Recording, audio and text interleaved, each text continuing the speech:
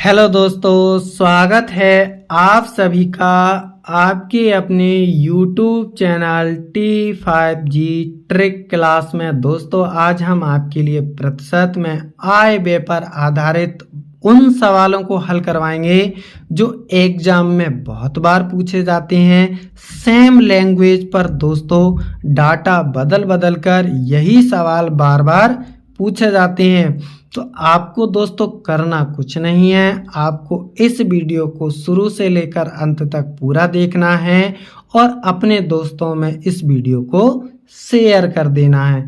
मैं वादा करता हूं दोस्तों, आपको इस वीडियो में इन सवालों का बेस्ट से बेस्ट सॉल्यूशन दूंगा।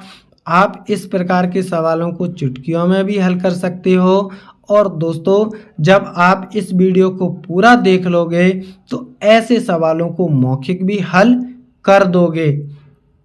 अगर दोस्तों आप हमारी वीडियो को छोड़कर जाओगे, आप दूसरे की वीडियो को भी देखोगे फिर उसे भी छोड़ दोगे तो दोस्तों आपकी समझ में कुछ नहीं आएगा। अगर दोस्तों समुद्र बनना है आपको तो एक ठिकान रुकना पड़ेगा, भटकने से कुछ नहीं होगा। तो दोस्तों आज की क्लास शुरू करते हैं। तो देखिए दोस्तों, पहला सवाल है, राम का व्यय और बचत 3:2 के अनुपात में है।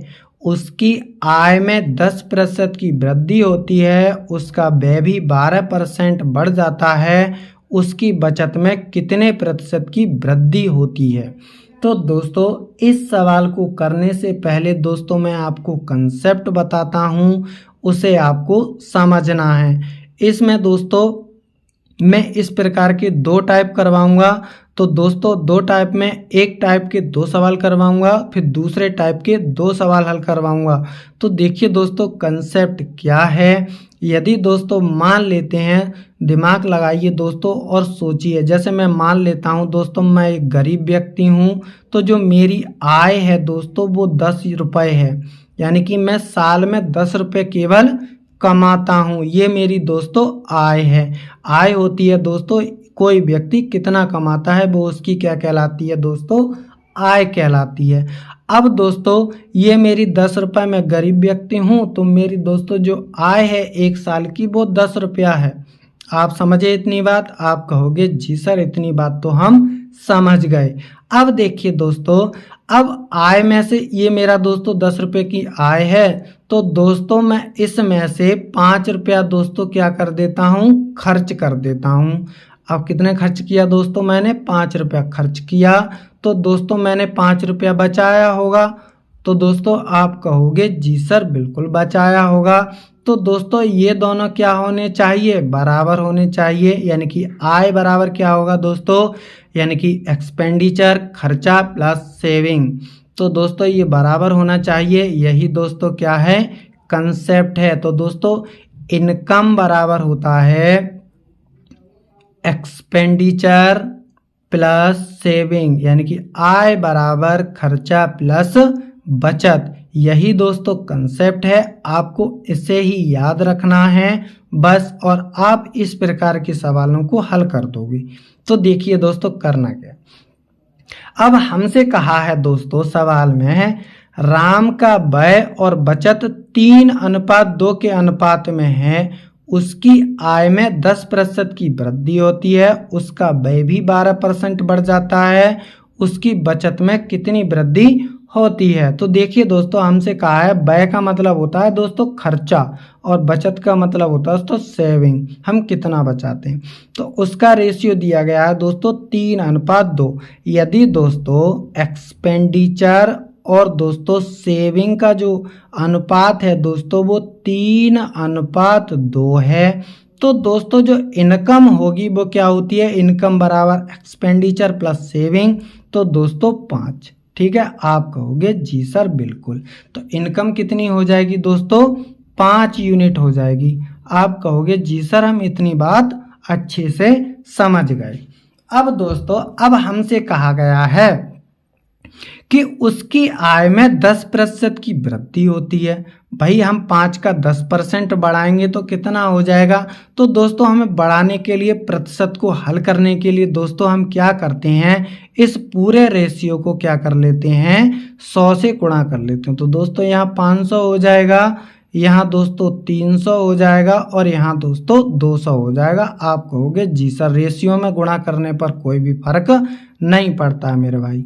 अब देखिए दोस्तों, उसकी आय में 10% की वृद्धि होती है, तो 500 का दोस्तों 10% कितना होगा, यानी कि 50 हो जाएगा। यानी कि दोस्तों 500 का 10% हम निकालेंगे दोस्तों, तो ये कितना हो जाएगा दोस्तों, यानी कि 1 0 से 1 0, 1 0 से 1 0 कट जाएगा, तो ये दोस्तों 50 आ जाएगा। यानी प्लस 50 की क्या कर दी हमने, वृद्धि कर दी। ठीक है, अनुपात। अब देखिए मेरे भाई, उसका जो खर्चा है वो भी क्या है, कितने बढ़ जाता है, यानी कि 12% बढ़ जाता है। तो 300 का 12% होता है मेरे भाई 36, यानी खर्चा कितना बढ़ गया, 36 बढ़ गया। तो उसकी बचत कितनी बढ़ेगी दोस्तों, 50। तो यानी कि खर्चा 36 है, आय 50 है, तो सेविंग कितनी होगी दोस्तों, 14 हो जाएगी। आप कहोगे जी सर बिल्कुल हो जाएगी, यानी कि उसकी सेविंग कितनी बढ़ जाएगी, 14 बढ़ जाएगी। अब हमसे पूछा उसकी बचत कितनी प्रतिशत की वृद्धि हुई दोस्तों। पहले जो बचत थी दोस्तों वो कितनी थी, 200 थी।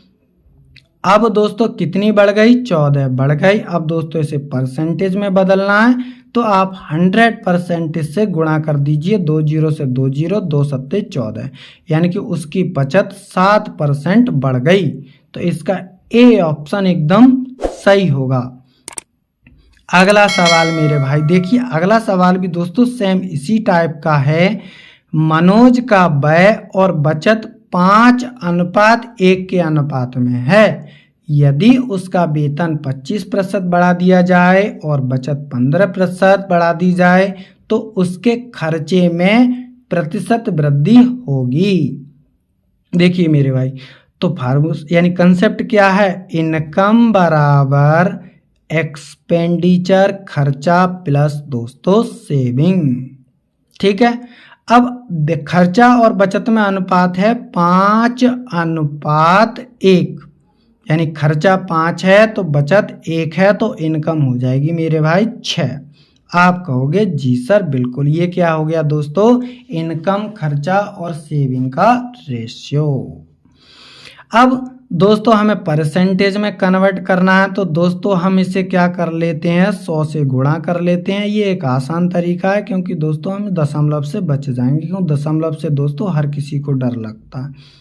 ठीक है मेरे भाई, अब उसका वेतन 25% बढ़ जाता है, तो दोस्तों इसका 600 का 25% कितना होगा, 2 0 से 2 0 खत्म, तो यानी कि 150, 25 छक्का 150, कितना बढ़ गया दोस्तों, 150 बढ़ गया। अब दोस्तों बचत 15% बढ़ जाती है, तो 100 पे दोस्तों कितने परसेंट बढ़ गई दोस्तों, यानी कि प्लस 15% बढ़ गई। पहले दोस्तों सेविंग थी 100, 15% को बढ़ाया तो कितनी बढ़ी, 15। तो दोस्तों खर्चा कितना बढ़ा होगा, इससे दोस्तों 150 में से क्या करेंगे, 15 को माइनस करेंगे, तो ये आ जाएगा दोस्तों 135। ठीक है मेरे भाई, यानी खर्चा कितना बढ़ गया, 135। पहले दोस्तों खर्चा कितना था, 500। ठीक है मेरे भाई, अब कितना बढ़ गया, 135 बढ़ गया। परसेंटेज में कन्वर्ट करना है, 100% से गुणा कर दीजिए आप, 2 0 से 2 0 खत्म, 5 से इसे काटेंगे, 5 दूनी 10, 5 सत्ते 35, यानी कि 27% खर्चा बढ़ गया। डी ऑप्शन एकदम करेक्ट होगा। अब देखिए दोस्तों हमारा होता है अब सेकेंड टाइप चालू, ये है सेकेंड टाइप चाल। इस पे दोस्तों 2 सवाल करवाऊंगा। देखिए कंसेप्ट दोस्तों वही रहेगा। अरविंद अपनी आय का 75% खर्च करता है और शेष बचा लेता है। उसकी आय में 20% वृद्धि हो जाने पर वह अपने खर्च में 10% की वृद्धि कर देता है। उसकी बचत में कितने प्रतिशत की वृद्धि होगी। तो दोस्तों अपना कंसेप्ट वही है, इनकम बराबर एक्सपेंडिचर यानी कि खर्चा प्लस सेविंग। खर्चा 75% करता है, तो दोस्तों इसे हम 100 मान के हल करेंगे। यदि उसकी इनकम 100 है तो दोस्तों 100 में 75 खर्च करता है, और तो बचाता कितना है दोस्तों, 25 बचाएगा। आप कहोगे जी सर बिल्कुल बचा लेगा। अब दोस्तों हमसे कहा है उसकी आय 20% बढ़ गई, तो 20% बढ़ गई, 100 का 20% क्या होता है दोस्तों, 120 होता है, तो दोस्तों 20 बढ़ गई। आप कहोगे जी सर बिल्कुल अच्छी बात है। अब दोस्तों उसकी जो वह अपने खर्च में 10% की वृद्धि करता है। पहले खर्च तो 75 का 10% कितना होगा मेरे भाई, ये हो जाएगा 7.5। ठीक है, आप कहोगे जी सर यानी कि खर्च कितना बढ़ गया, 7.5 बढ़ गया। तो दोस्तों बचत उसकी कितनी बड़ी होगी, बचत कितनी बड़ी होगी दोस्तों, तो ये दोनों बराबर होने चाहिए। 20 में से 7.5 को घटाएंगे तो कितना आएगा मेरे भाई, ये आ जाएगा दोस्तों 12.5, यानी कि उसकी बचत 12.5 बढ़ गई। तो दोस्तों पहले उसकी बचत कितनी थी, 25, बढ़ कितनी गई, 12.5 बढ़ गई। अब दोस्तों इसे परसेंटेज में कन्वर्ट करना है, तो 100% इससे गुणा कर दीजिए।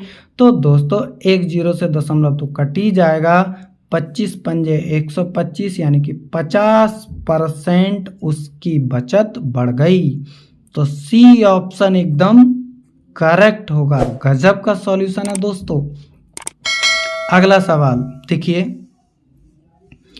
एक व्यक्ति अपनी आय का 75% खर्च कर देता है और उसकी आय 20% बढ़ जाती है। वह खर्च में 15% की वृद्धि कर देता है, उसकी बचत में कितने प्रतिशत की वृद्धि हो जाएगी। तो अपना कंसेप्ट क्या है दोस्तों, इनकम बराबर एक्सपेंडिचर प्लस सेविंग, यही है दोस्तों। अगर हम इनकम को 100 मान लें तो दोस्तों उसने 75 क्या कर दिया, खर्च कर दिया, तो 25 वह बचा लेगा। आप कहोगे जी सर बिल्कुल बचा लेगा। अब दोस्तों उसकी आय 20% बढ़ जाती है, तो दोस्तों 20% बढ़ जाती है यानी कितनी बढ़ी, 20 बढ़ गई। अब क्या है, खर्चा 15% बढ़ जाता, तो 15 यानी कि 75 का 15% क्या हो जाएगा दोस्तों, बताइए। यदि 75 का 15% निकालेंगे दोस्तों तो 15/100 हो जाएगा।